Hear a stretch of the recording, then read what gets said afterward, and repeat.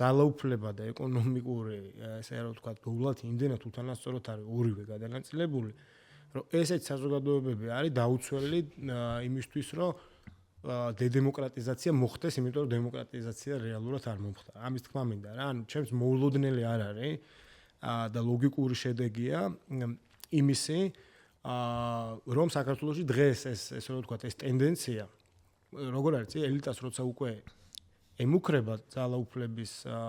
ლეგიტიმაცია და შეიძლება ეს იყოს საფრთხე ქვეყნის გარედან უფრო მნიშვნელოვანი შეიძლება იყოს სამწუხაროდ საქართველოსნაირ ქვეყნებში, ქვეყნის შიგნიდან. ესე დროს მას შეუძლია მარტივად მოახდინოს ესე რა ვთქვათ იმ არარსებული ინსტიტუციების ესე იგი ხელის მოჭერა. როცა ვსაუბრობ ლიბერალურ ელიტებზე,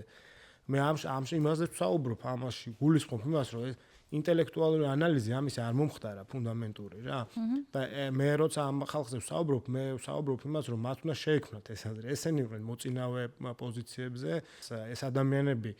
შეიძლება ერთის ფორმით ჩანდნენ, რომ აი თანამედროვეები არიან და მოდერნულები არიან და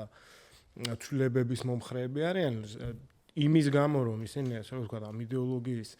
ესე რომ ვთქვათ, გამეორებლები იყვნენ ცივი ომის პერიოდის, ესე იგი მარტივი ფორმულების გამეორებლები, ამ ადამიანებმა ვერ შეცვალეს, ესე რომ ვთქვათ, მნიშვნელოვნად კლიმატი და მე ამ კუთხით ვხედავ მათ დემოკრატიის ესე რომ ვთქვათ, ფუტურო კონცეფტი დაამკვიდრეს და დღეს რომ საქართველოში დემოკრატია არ არის საზოგადოებისთვის ნახე დასავლეთ შემთხვევაში დემოკრატია ყოველთვის იყო ჩაგრული ფენების ესე რომ ვთქვათ იდეოლოგიის ნაწილი რა და საქართველოში რაღაცნაირად ისე აღმოჩნდა რომ დემოკრატია არის ელიტების ენა ესე რომ ვთქვათ